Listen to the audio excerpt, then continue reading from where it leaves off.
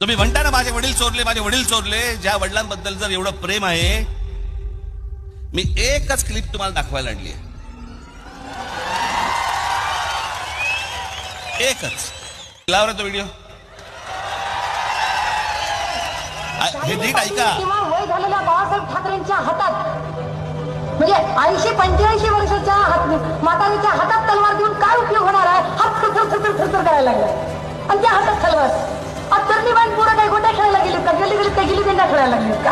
ह्याच्यावर आग्रह कधीच होत नाही. यांच्या अनेक क्लिप्स आहेत, मला त्यांच्या काही क्लिपमध्ये काही देणं घेणं नाहीये. परंतु ज्या माननीय बाळासाहेबांबद्दल वक्तव्य करणाऱ्या या बाई